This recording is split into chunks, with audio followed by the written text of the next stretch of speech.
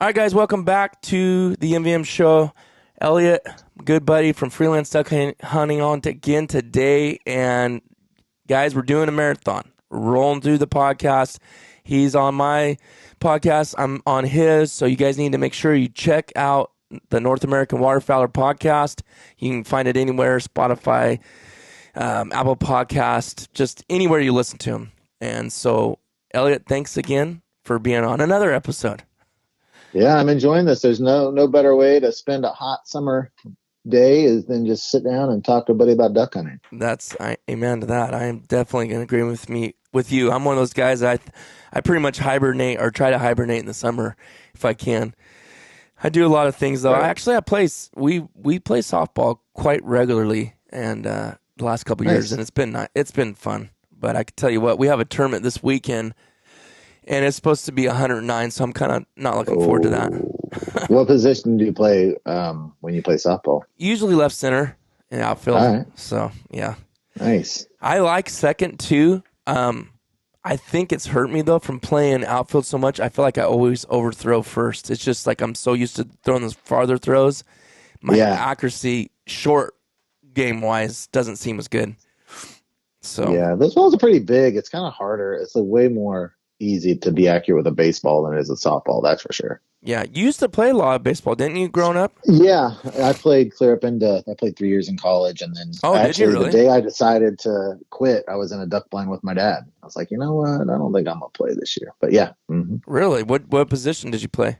I pitched. Oh, did you really?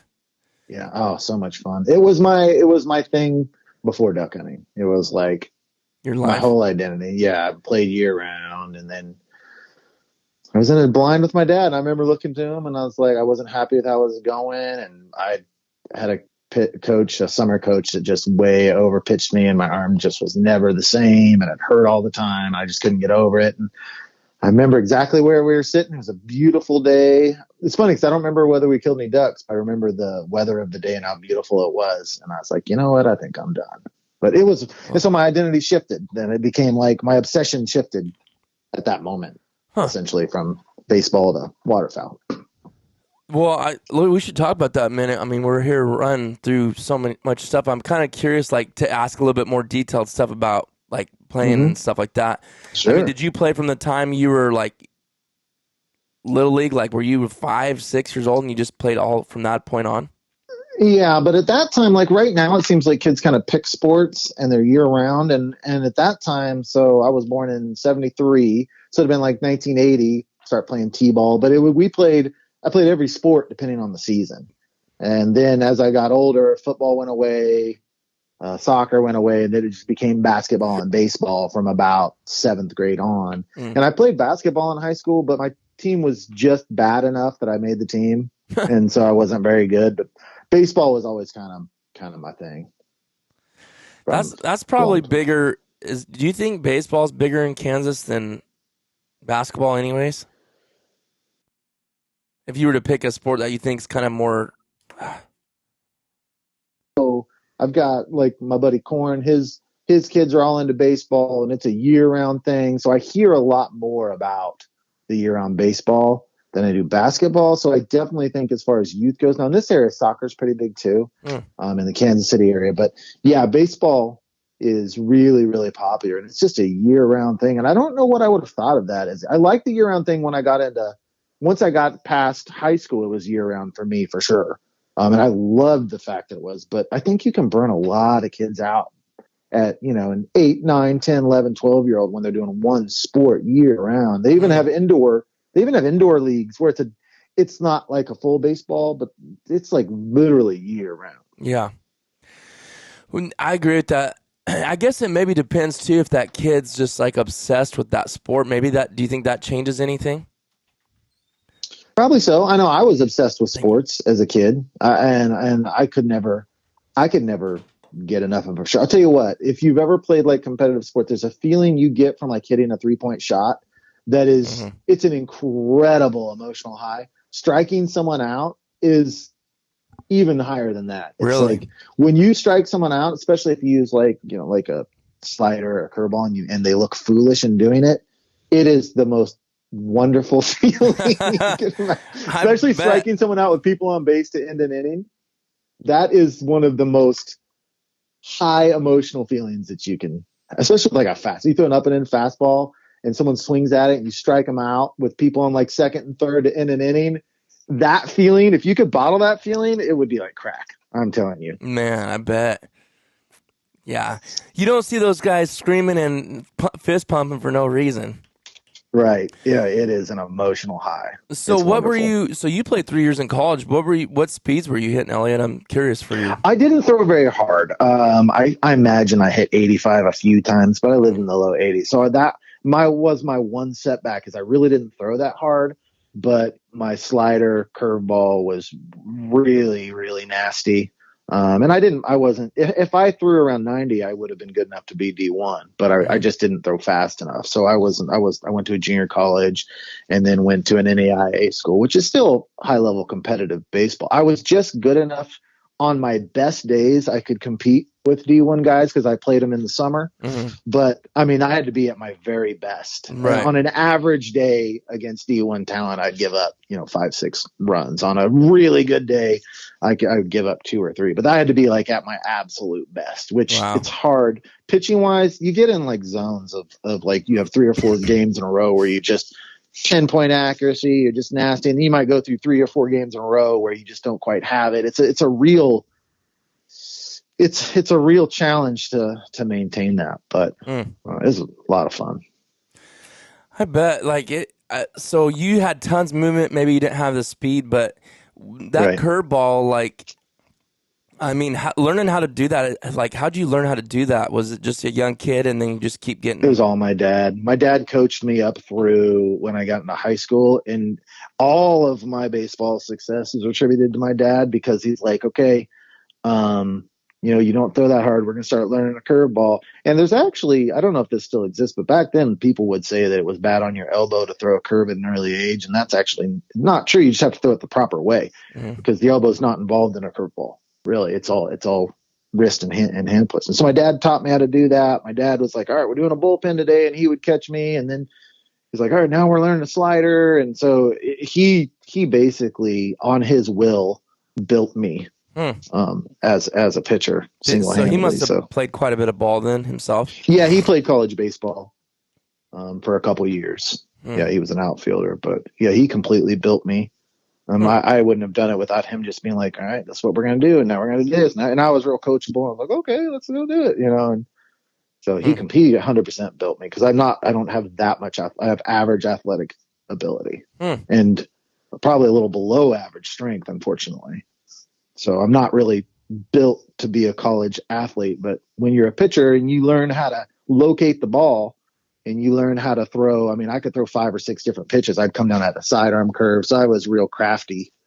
And so if you're that, you can compete at above your athletic ability. Yeah.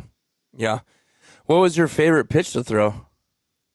Well, in college, I developed a slider that was just really, it was a really, really good pitch. And I could locate it. And my junior college coach wanted me to throw it I had some riffs with him because he wanted me to throw it like 70, 80% of the time. And that's not what I wanted to do. But it was a really, really good pitch. Hmm. That what was hard on your arm? No, well, I didn't have the proper coaching. So you hear about I forget how they phrase it. So relievers are so good because they pitch for 2 innings and they can throw as hard as they can throw every single pitch, Mm-hmm. and that's why they can come in and do so much better. And being as though I knew I didn't throw all that hard, I gave maximum effort on every single pitch when I shouldn't have. As a starting pitcher, you don't come in and grunt through every pitch. Oh, You're supposed to have a nice solid fluid. So you may lose 2 or 3 miles an hour compared to like a reliever coming in and doing it, but you can maintain it for for longer. a long period of time. No one really taught me that. And so I was giving maximum effort on every single pitch. So when you do that, your recover time can be 4 or 5 days. And so after I would pitch for the first day or two, my arm was so sore. Sometimes I could barely move it. And so no one really taught me that. And so for me to come back and throw on, like in the major leagues, if they have to, you get into the playoffs and World Series, pitchers can come back on like 3 days rest. You really need 4 is kind of the standard, but you can do it at 3, but I could not do 3 days rest. I just, because of how much effort I gave on each pitch. So after my junior year at college, I was on a summer team and we were in a 4th of July tournament. And I was the kind of guy, it's like, if a coach asked me if I could do it, the answer is yes. I'm not going to regulate myself unless there's so much pain that it's physically impossible. Right. You say, can you go today? The answer is going to be yes. Yeah, it's just, that's my competitive nature. So I was on 3 days rest and he asked me if I could do it. And I said, yes. And I threw like 5 or 6 innings that day. And that was just it.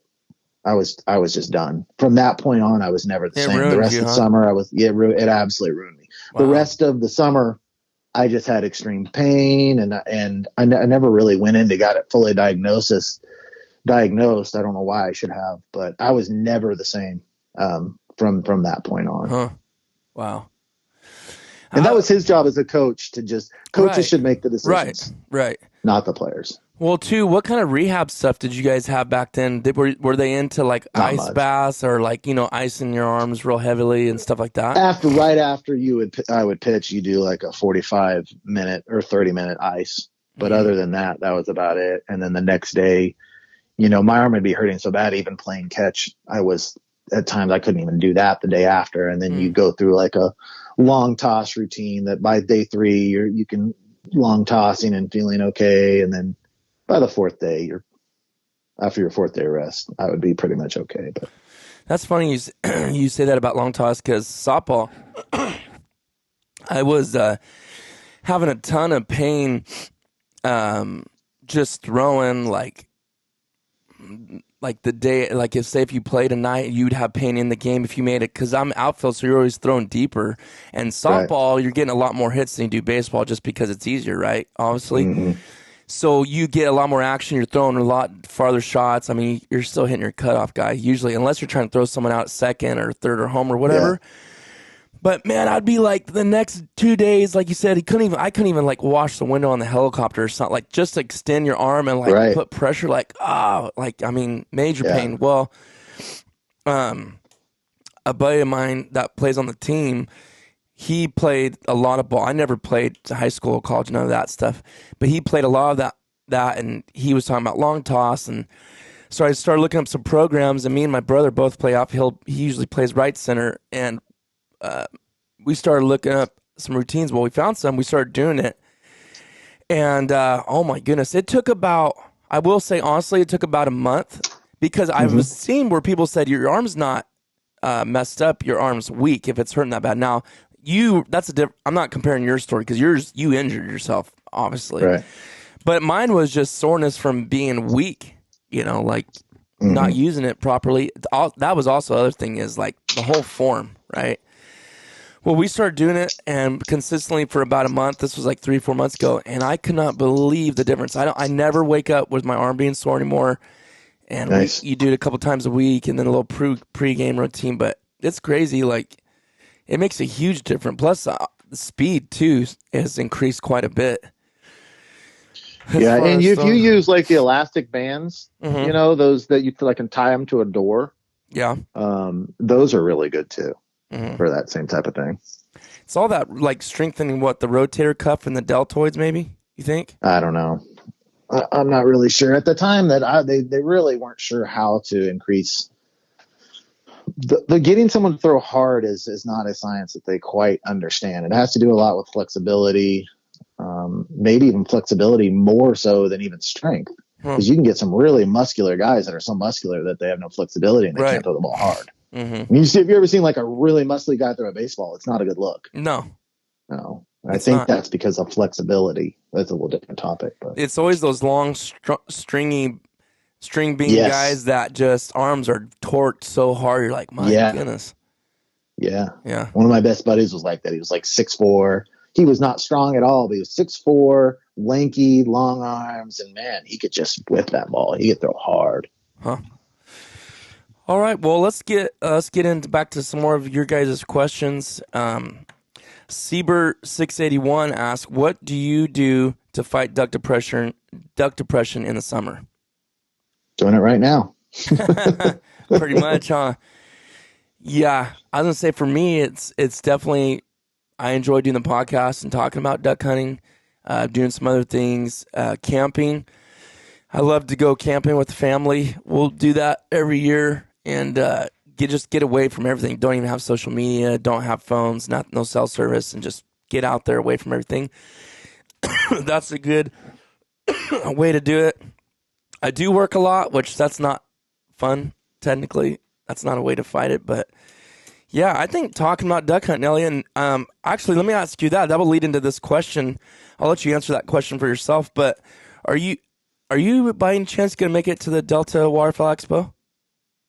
I don't in Arkansas. Yeah, What's the date on it? Jake's asked me to come down there. I know there's going to be quite a few down there. I'm all excited too. But July 28, 29, 30. But it's a 3-day deal, so I mean, even if you only make one or backside or front side. I don't know. I would like to. I've been gone so much already this summer, and I got a hunt test the weekend before that. Aiden's wedding the weekend before that. So, and I'm going back at the Flatliner Kennel next week again. So I've never traveled in the summer like I've traveled this summer, and Gotcha. I don't want to leave my wife in a hunting season with already being tired of me being gone. Right. Yeah. No, I get that. Just because she's got a limit. She's got a limit for it. I mean, she lets me do what I want, but I can see it in her when it starts wearing on her. And I do not want her going into duck season with being worn down on me being gone. No. So that's my big thing. I got you. Yeah, no, you don't want to do that. But I want to go. That's I more definitely want. Are you going to that? Yeah, me and Thomas both. Yeah. So I've been sharing a couple things on Instagram about it, and Jake, he's like, "You're going?" I'm like, "Yeah, are you?" He's like, "Yeah, I'm going to be at the High and Dry booth." I'm like, "Well, I'll be bouncing. I'm not being sponsored to go." I was actually, Heavy Shot was going to pay for a way to go down there, but they had some more budget cuts. So I wanted to go no matter what. But we're going to hang out at the FA booth a bunch? Yeah, I'm going to be at the FA booth, and I'm going to be at the Heavy Shot booth quite a bit. But I have no obligations to either, just to stay there the whole time. I'm definitely going to be meandering around a bit. And that's what Jake was saying too. He goes, I'll be at the High and Dry booth, but he goes, I'm not just going to stay there all 3 days. He goes, they're giving me a bunch of liberty to go all over the place and visit and meet people. Where are you guys staying? Do you guys have an Airbnb or where are you staying? No, I actually got a hotel. Yeah, I got a hotel basically in the convention. It's like the convention center right there. So we bought our plane tickets probably 10 days ago to fly. And that was the worst part of it. Those plane tickets are stupid right now. It's crazy how much it costs to fly. And then we bought our hotel a couple days ago, and then I bought our tickets to the expo. They're like, it's $10 a day. It's nothing. So can't you get in for being a part of FA? Surely you shouldn't. Probably. I didn't even think about it. Come on. Yeah. Come on, man. You're there representing it. There's no way you should pay to get in. I was going to text Tina for a Heavy Shot too, but I thought, you know what? It's $10 a day. It's kind of like, whatever. I kind of would feel stupid for asking, hey, can you get me in where I have to pay for this? Because if you're going there to partly represent them, there's no way you should be paying. That's true. Yeah, that was probably a waste of money. Oh, well. It's already spent. Well, you're making me want to go because I know everyone I know is pretty much going. Josh is going to be there. Yeah. Thomas is going to be there representing the Duck Calls, Ducklander, right? Joel Strickland will be there. Oh, Joel's going to be there? Well, Bobby Hayes from Ducklander will be there. Yeah, Joel will be there. Or what's Thomas do? Who's that? I can't remember what those calls are called. DRC or no, that's Ducklander. Anyways, yeah, I didn't know. I didn't even think about Joel being there. Everyone's going to be there pretty much. I don't think Jordan won't be there, but Matt won't be there. But there's going to be, all right. You got to go, Elliot. How far of a drive is that for you? 6-7 hours. That's nothing. Something like that.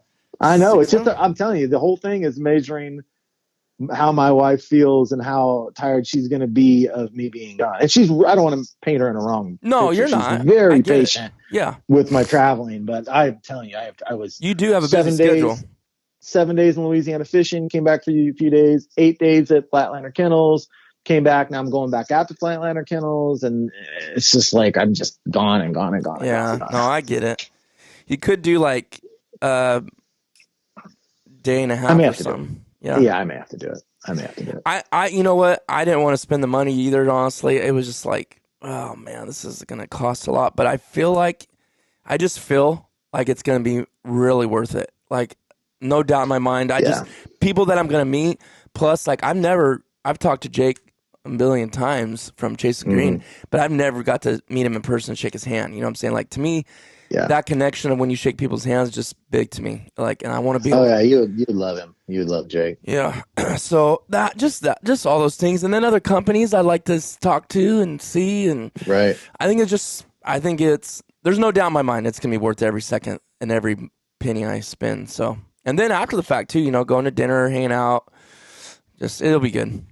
In the future, I'd like to get a booth, like a North American waterfowl. It's probably what I do is like podcast / app booth. That would be cool. Actually, Tina from Heavy Shot was wanting me to bring all my podcast stuff, and she goes, use our booth for all your recording. But dude, come on. I know, but I'm like, man, if I do that, and think about all the guests I could have on, but the problem is I would just be spending all my time doing that. If you got 3 days, just do one day. Like they do it on the Super Bowl where everyone has like the media row or whatever pre-Super Bowl. Just do like one day where you just get as many guests on as you can. That'd be awesome. You're going to talk me into it. You should totally do it. I know later I'm going to regret if I don't. Like, why did I not just do it? Absolutely. You're there 3 days. You could just do it like half a day even. Yeah. Just grab people and pull them off and say, hey, can you give me 15 minutes? And just do 15-minute interviews and splice them into podcast episodes. That'd be awesome. Idea. You can get so many cool people and make so many connections that way. Yeah. I'm going to have to do it. I bet you Dr. Duck's going to be down there too. Have you met him? No, I haven't. Oh, yeah, sure. We had him on the Duck Hunt podcast a couple times. He's a great guy. I'm sure he'll be there. Yeah, he's a fellow public land guy. So. Yeah, him and gosh, I can't think of their actual first names, but they're great guys. Yeah, I'm just blanking on it. Dennis and yeah. What's his buddy's name? Gosh, I should. It's on the top of my tongue. Oh well. Dennis Luger or something like that, huh? The one guy. I can't remember. Yeah, but I know there's a billion. I mean, Tony Van, he's been on my podcast too.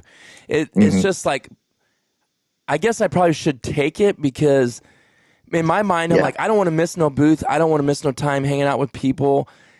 And if I'm busy doing that, then it's going to take away from the experience. But I thought, you know what? Probably if I'm there all 3 days, I'm sure I'll have seen everything pretty good. Like, I don't feel like I'm not going to miss anything. So take your stuff, assess it day one, and go from there. That's a good idea. I'll do that. Plus, I'm flying Southwest. They get 2 free bags. Me and Thomas are going to try to do, what do you call it? The carry-on where you don't have to stop and wait for your luggage. Right. Because that's the other thing is, too, airlines are so bad right now. Like, they lose luggage so much. Flights get extended, delayed. So I'm like, man, if I lose all that, I'm not going to be happy. That's a lot of money. So yeah, I'm leaning to going now that I've talked to you. That's like the tipping point. I got to get down there. Well, you're talking me into taking my podcast stuff, and you're talked into going at least for a day or two. But right. Well, take your wife with you. Make it. I possibly could. Yeah. Well, anyways, all right. I just wanted to ask you that and see what your thoughts were on that. Okay, let's get in some more questions. All right. Let's go with. Here's a good one. This is the one we had talked about. Anthony Tissandier. Sorry if I butchered your name. He said, "What's your opinion on different breed of retrievers?" I never. Hold on a second. Hold on. I never even let you answer that last question, did I? Where was that? Oh, we hit it. I mean, the only thing I would add is the hunt test game with labs is really a huge part of my off season now, and I never imagined I'd love it as much as I do. It is so much more fun than I expected it to be. So that's a huge part of my off season is I'm in the HRC stuff right now. And as soon as she gets her HRCH title, we'll move over to AKC, and it's just a really, really great community of people and a lot of fun. Yeah. Yeah. And fishing, you did some fishing. Yep. I'm doing softball. Yeah. That's kind of our off season distractions, I guess. But so, yeah, your opinion on different breed of retrievers. I mean, should we throw golden retrievers in there too? I mean, I guess it's a breed. No, that's a breed. That's a breed of retriever. Yeah. I mean, what's your thoughts on that? Labs are the best of the best. I mean, I've been around a lot of them now after spending time out there at Flatlander and talking to Chris Jobman a bunch. I mean, you've got your black labs, you got your golden retrievers, you got your Chesapeakes, and then you've got flat coat retrievers. And then you've got the British versus the non. But I mean, if you're talking about the highest level of waterfowl retrievers, it's the Labrador retriever. Mm-hmm. And if you really get into it and talk to trainers, every trainer I've talked to, it's black lab is the absolute pinnacle. That doesn't mean that your yellows and your chocolates aren't out there achieving at high levels and passing the grands, because they are. But I can tell you, every professional trainer I talk to loves black labs more than anything else. And they will give you reasons for, I didn't ever think there was a reason, but they will actually give you reasons, well thought out reasons as to why they think overall blacks are the best. But, okay, let me stop you there. I do too. Now, I don't have experience like those guys do, but I definitely, in my opinion, there's huge differences between the colors and their personalities in general. Can you think of and remember what their reasoning was? And this is not to hurt anybody's feelings. You're just repeating what they said. It has nothing to do with our opinion, okay? But can you remember some of their reasonings? I can remember one for chocolates. Now, I will say that Chris has said that chocolates are coming on strong right now. But for a long time, chocolate labs were fashionable dogs. And they were bred strictly for pets. And they were just the fad, and I don't know what time period that was. So that retrieving bloodline during that time got a little diluted. So that is why overall over the past, that your average chocolate may not be as good as your average black, because of that long stint of breeding where chocolates were society's fad dog. That's the only one I remember. I don't know between yellow and black. I can say that 8 days I spent out there at Flatlander, I saw lots of yellows run. I saw lots of goldens run. I saw some flat coats run. I saw blacks run. And there are absolutely fantastic chocolates, and there's absolutely fantastic yellows. Now, flat coat retrievers, Chris has, it's a long-haired, if you have your computer, just circle and look at it. It's just a longer-haired big retriever. And there's some people that really, it's called a flat coat retriever. And there's some people that really, really love them. But Chris right now has the only flat coat to ever have their grand title. They're pretty. The only one ever. They are beautiful dogs. But their personality it looks like a golden retriever, but just black or brown. A little bigger. They call those livers. Then livers less common than black. And they're a little bigger. And I guess their attitudes are just a little bit more difficult. And we're talking about the most elite, highest level trained dogs. Yeah. We're not talking about, can a flat coat retriever for just an average guy, can you train it and can you get it to do a good job as your duck dog? We're not really talking about that. We're talking about what is the most elite of all these dogs. And to find that, you need to get up into the Master Nationals and for the AKC and the Grand for HRC. And so those dogs there are almost exclusively labs, not completely, but because labs are just higher drive, more trainable. And then inside labs, the trainers would say that they prefer the black. But I personally, as far as the average guy goes, I think that there's probably not much difference between a black and a yellow and a chocolate. But there's definitely a difference when you go outside of lab to golden retrievers, to Chesapeakes, to flat coats. You probably haven't, but have you ever talked to him about this new fad of these golden doodles? Of what? Have you ever heard of the golden doodle? Oh yeah, they view them as complete mutts. I kind of figured that. Same as silver labs too. Silver labs. Okay, thank you. Actually, let's have this conversation right now, because are we jumping too fast here? Because I don't want to jump too fast. I want to have that conversation. Actually, I need to have it with Chris Aiken or Chris Jobman. I would actually love to have him on. I'm sure he wouldn't mind coming on my podcast. But yeah, silver labs. So it's funny, the people, and again, I don't want to hurt anybody's feelings, but I feel like the lack of knowledge, or maybe looking into it, because I feel like people that get them are really on edge about if people say anything about them being a real, like a lab or a pure breed. But I think it's just denial. Like, you don't really want to dig into it. You just like the look, which is totally fine. Like, if you love the look, the dog retrieves birds for you, that's great. And you don't care about the AKC and all this, because let me tell you, Right. those are not, they are not AKC. Like, there's nowhere you can click on silver. Right. They're viewed as mutts. Yeah. So I don't know what is it just a fat thing? Like, what's your opinion? What's Chris say about it? Like, what have you heard? I am not enough into the topic to be able to give you the reasoning, but I have read on some Facebook groups people giving detailed reasoning as to why they don't consider them purebred, and it made sense to me. I can't repeat it, so I'm not on it. And I know your professional trainers, Jobman, Aiken, they won't even allow them on their kennels. They view them as complete mutts. And they'll scoff at them the minute that you bring them up. But I cannot give you those arguing points either for or against. But from my reading, and I've seen the arguments, and I've got no reason to not believe people like Chris Aiken, Chris Jobman. Right. They're the experts. They're the pros. They're the breeders. So I would just default to them and by default agree with them. Yeah. Yeah, and again, that's not to say that, okay, you have a silver lab, they hunt, they're your buddy, they're your partner, and they retrieve ducks. It's not to say they can't do that, because I've seen all kinds of different types of dogs do that kind of stuff. It's just when you're looking at a standpoint like they are, it's not this high-quality, purebred line. Yeah, but ultimately it's your dog. And if you want a silver lab and you want to hunt your silver lab, there's no one that should tell you not to do that. Yeah. I just don't like it. It's your I just don't like it when there's been, I know of some breeders and some people have said stuff about how they're purebred and this and that. And I feel like they're just kind of deceiving and lying to people they're selling them to. I just don't think that's right. Yeah.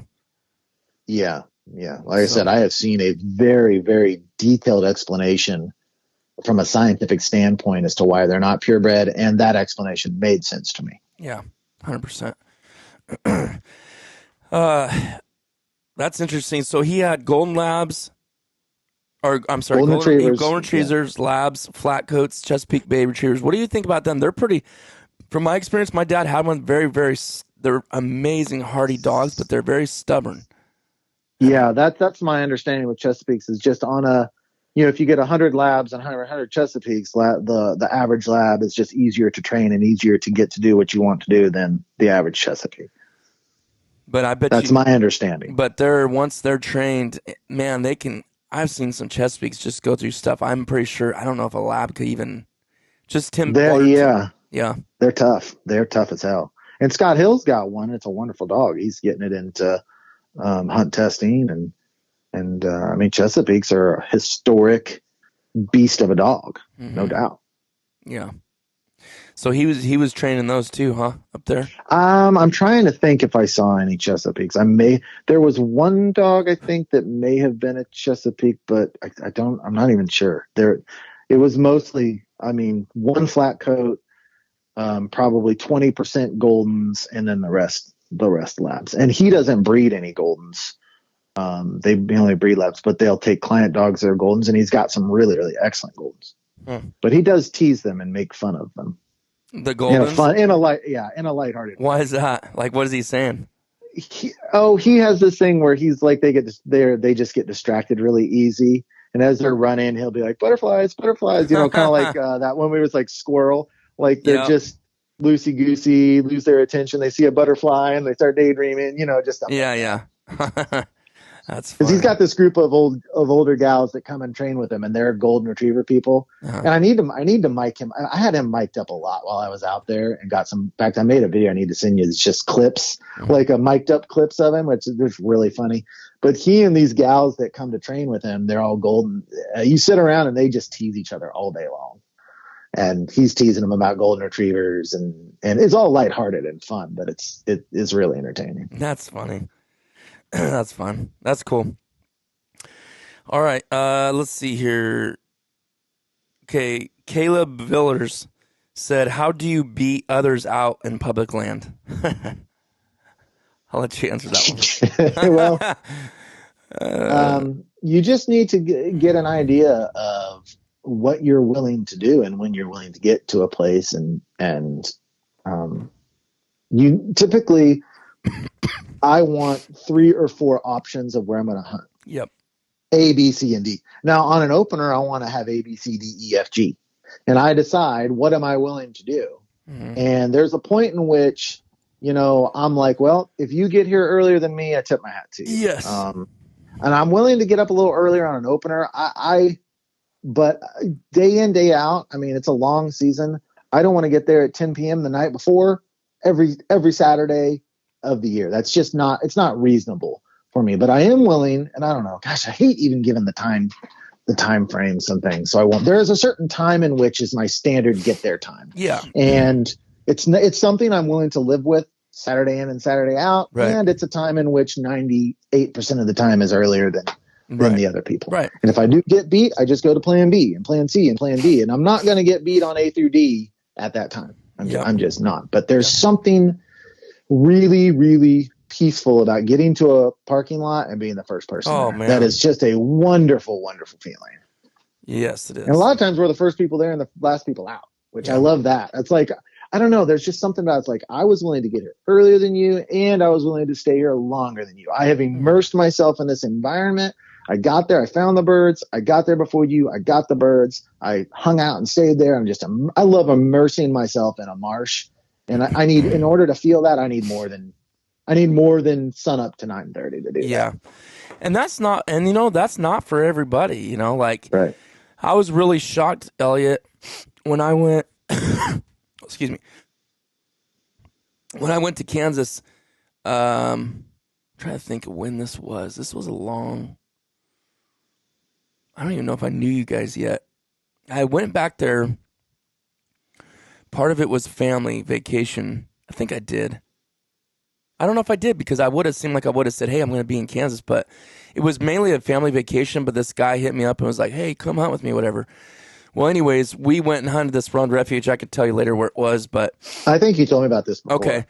Yeah. I know where it was. I could not believe. Okay. So California has so much variety of types of people, right? There's people that are fanatics about sports. There's people fanatics about just whatever technology. Like you just got such a wide variety. Whereas I feel like in the Midwest, people are very immersed in either hunting or sports. Like I don't feel like there's.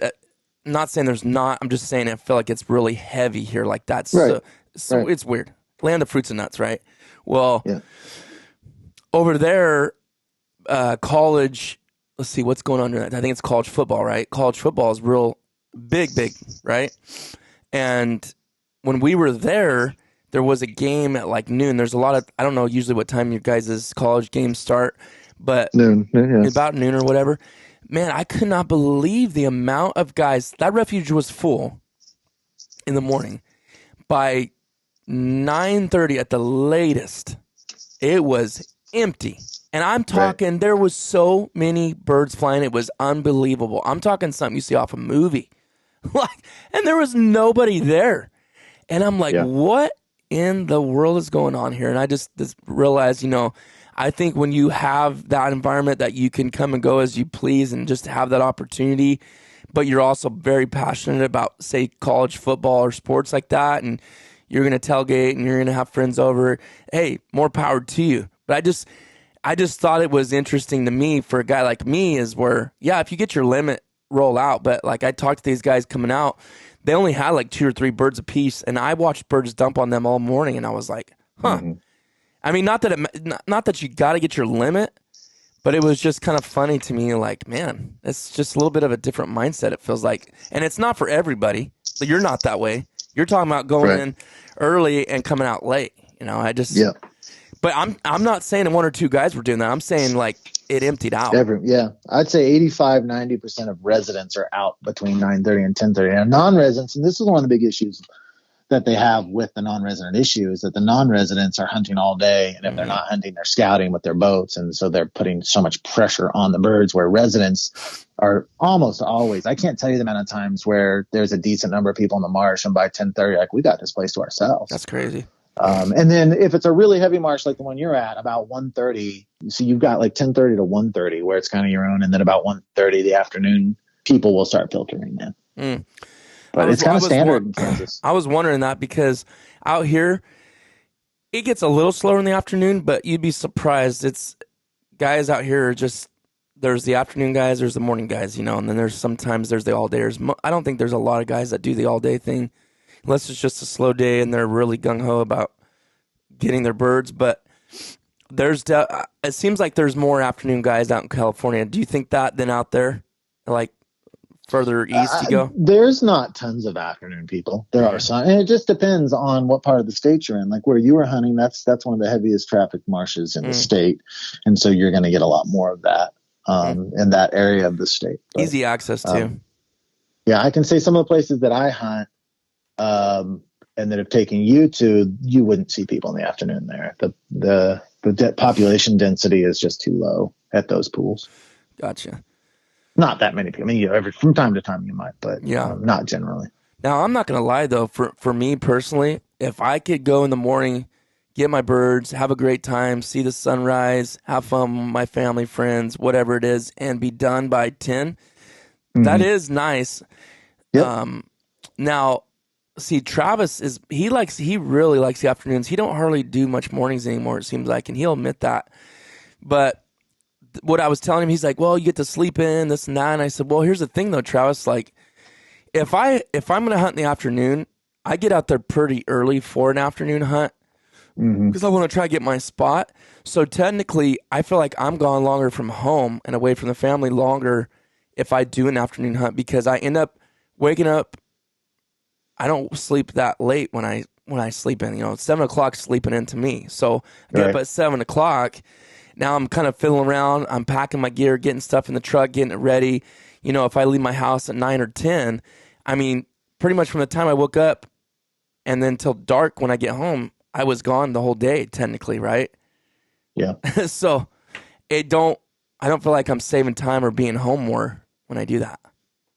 If I didn't have a Monday through Friday job, I would go out and be in the marsh at 9 or 10 o'clock a lot more often. Really? But the fact that I've got a Saturday and something about the sun coming up, you've got the entire day in front of you. And when you do finish like at 10 or 11, you still have so much day left. Whereas a sunset is always a little bit depressing to me.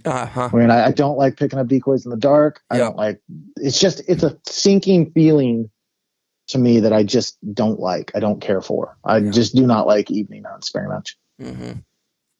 Yeah. Kind of to wrap that question up, beating people out, I like what you said about it's not really beating people out, but it's about having options. I do not, like you said, I get nervous if I only have 3 options, because you just never know. You just never know. There's great people that are crazier than you out there. You think there ain't no way no one's beating us, and then you get out there and there's headlights. You're like, what? How in the world? But like you said, you tip your cap to him, though. You tip your cap to him. Yeah. Right. Yeah, you have to just be like, hey, you wanted to get out earlier than me. But there are days where option A is the deal. Like, we have to get this spot. Yes, absolutely. And on those days, I'm still not going to go in there at 10 p.m. or something dumb. I'm not even going to go in there at midnight. It's just, I don't want to perpetuate that even in the sport. I don't like that trend of, you got to completely wreck your whole next week on lack of sleep to get your spot. It's not a good trend. People camping in the marsh and puts pressures on birds. And I will sometimes camp in the forest, where I'm still getting a good night's sleep. But this whole thing of like being at your decoys at 10, 11, 12, that's not a good trend for waterfowl hunting, I don't think. Yeah, that's brutal too. You may got the advantage the first time, but you're going to be wrecked the rest of the couple days. Right. That's one thing I've found out for sure. As you get older, that's just not fun. You don't want to be feeling it on Monday. No, because you can't recover very quick from that, especially the older you get. Yep. Yeah. Okay, next question. It's kind of an interesting question. So I'd like to hear your thoughts on it.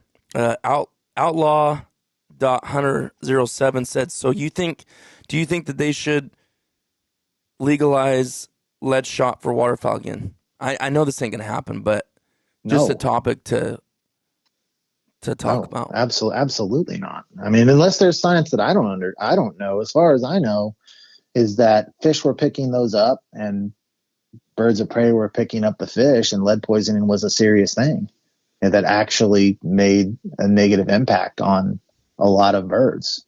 That's my understanding. So if there's some other science out there that I don't know about, someone could educate it on me. But everything that I know is that it was absolutely a problem. And steel loads are really good these days, and we've got a lot of good options. Mm. Yeah, compared to what it used to be to what it is now. Right. Mm-hmm. Yeah, I think I think it was Kirk McCullough that I was talking to you about that. Chase's dad? Huh?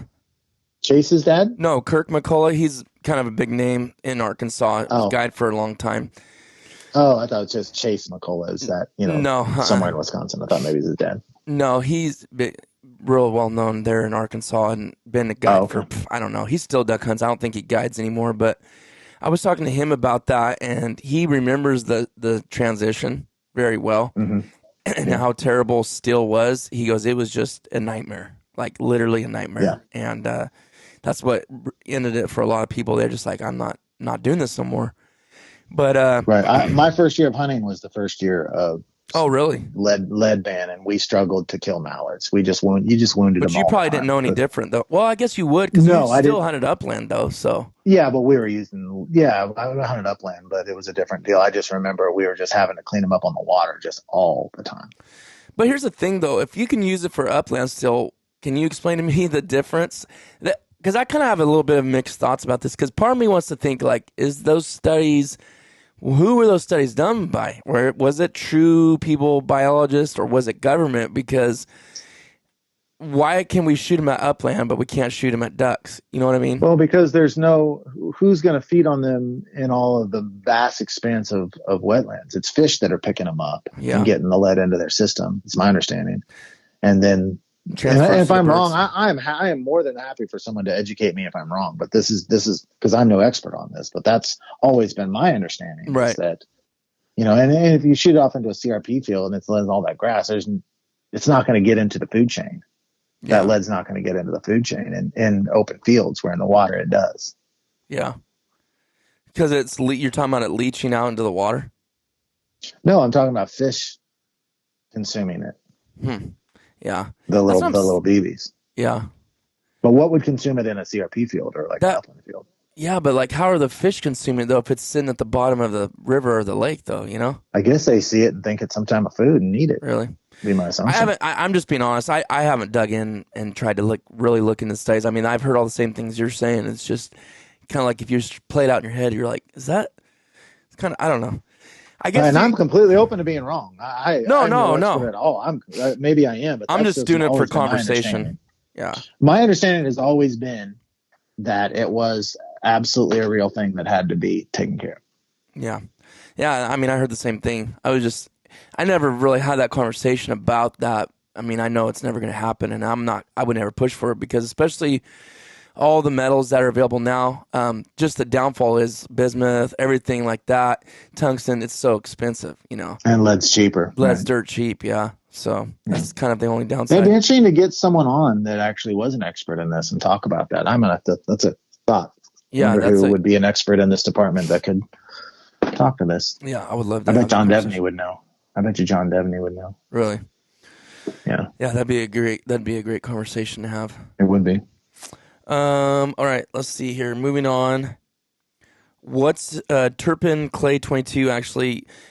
Clay came on my podcast. He had an amazing year last year. This guy traveled all over the place in Alaska and Georgia and Florida and everywhere, and he shot a bunch of different types of birds. Pretty neat story. He came on the podcast, but he asked, "What's your favorite bird to shoot or hunt?" I guess. My number one is mallard drakes, and my number two is blue-winged teal. Okay. Now, can you give me reasons why? Mallards, there's just something.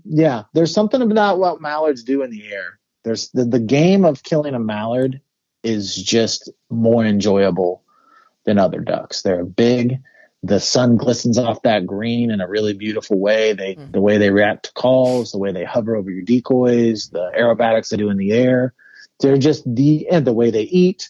They're just the most fun game waterfowl bird that there are. Now, blue-winged teal, in Kansas, we lose all our ducks pretty much. You can go out right now and you can find a few here and there, wood ducks typically, but we essentially lose all of our ducks. And when in August, when you get your first little flock of blue-winged teal sighting, it is a very, very special event every single year when you see that first flock. Mm-hmm. And it's like birds, the migration has begun when you see it. And our early teal season, I mean, you've gotten in on the early teal season in Nebraska. It's very similar here. It's a season of its own. And you don't have to really worry about, I mean, mallard hunting is really hard. You've got to have everything buttoned down. Teal season is just more relaxed. You don't really have to worry about your hide. If you're patient, they will some people think blue-winged teal season's past shooting. They're just not doing it right. They decoy well. They respond to the teal call. They're in big wads. The visuals you see of all that, you get a big group of teal that all bank at once. You see that powder blue on all their arms. It's just a season of its own. And they're a spectacular eating bird too. So there's just something 100%. about those big wads of blue wings and that whole season that is just a kickoff to the year. And I've got a lot of history with it. Is just being a family event. And it's just a season of its own. And they're a spectacular little bird. Yeah, I'm 100% that they are very good. I mean, it tastes like you're eating little sirloins when you breast them out and cook them on the barbecue. Yeah, they're delicious. I'm with you. I've said that so many times on the podcast about mallards, just the challenge of them, how smart they are, and sometimes how weird they can be. And if you beat them, it's something to be said, and outfool them, outwit them. And the visuals. The visuals, oh my goodness, yeah. The visuals just trump everything. And then it's kind of hard for me to say what my second choice would be because I automatically want to say pintail just because I love that long sprig. I love eating them. There's like the most consistently great tasting bird, I think, of most of the birds. But I think I would go with widgeon just because I love their whistle. I love how when they want your spot, how they work. And it's almost like you're almost a guaranteed going to get them in. Like, I don't know how to explain that because once they're responding back to your calling and they're calling and they're looking around, it's just, I don't know, holding a really nice male studded out widgeon is so cool. Like the coloring and just all that. So I agree 100%. I only shoot maybe 3 or 4 widgeons a year. And if I'm lucky, I only shoot 3 or 4 pintail drakes a year. So those species I would rather have a plumed out pintail or widgeon in my hand than about anything else. Yeah. We don't get enough of them for it to be a real, and pintails are so finicky and don't respond to the call very well out here. Yeah, they don't hear either. They're just tough. Now, on a given day, if I can shoot 5, my best day would be 5 mallard drakes and a pintail drake. Or if you go 4 mallard drakes, a beautifully plumed out widgeon and a beautifully plumed out pintail, I'd probably even prefer that. Because when you get a flock in and they banked and you see that white cap and those white patches on that stud widgeon, like I don't know about you, but my eyes lock onto that bird. And that's the bird I'm shooting at. And that's really fun when you identify that cap. Like, oh man, it's like a really fun feeling. Yeah. Yep. We just don't get enough of them. Yeah. Yeah, we come in waves, man. Like, I mean, I know there's different places we can go to get more of them for sure. Like, absolutely. But then there's just times in the refuge we hunt a lot that we'll say, "Oh, this is the year of the widgeon." Like, it's just crazy. Like, not this last season, but the one before, there was so many widgeon. It was crazy. And if you look at the bird numbers through the refuges and everything, you could see how each year to year varies on the numbers of what, if it was pintails, if it was widgeon, if it was mallards, whatever it is. It's neat to watch that.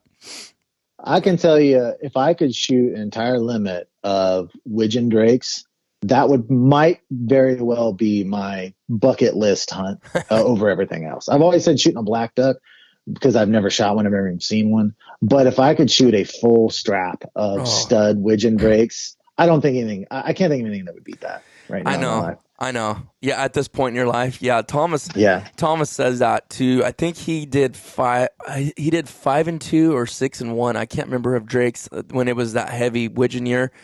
I was like, man, that's his goal, to do that one day. Is like, that's one of my bucket list bags to have, I've never had a day where I've shot 2 stud widgeon drakes on one hunt. Yeah. And that's kind of hard too. Like when you say stud, I mean, you're going to shoot drakes, but to have those ones that are just like, whoa, like I'm talking that Powdery white. white defined cap on Yes. their head. Yes. Yeah. Yeah. So, all right. Do we want to do one more? We're at like 55 minutes. One more question, or do I'll you go. want I don't care. I'll go as long as you want to go. to? Okay. Um, I got nothing but time. let's see here. I never get tired of talking to you about waterfowl hunting. I know. I just know we got another 2 hours too, so I don't want to burn up everything. But Yeah, that's true. let's see here. Let's skip on that one. There's a lot of questions. And guys, just so you know, I am going to get to all these. It might just be, it might be on a different episode by myself or something, because some of these are referred just to me, kind of as questions I would answer. But we answered that one. I got a couple more. I'm just trying to pick the best one for the last one. I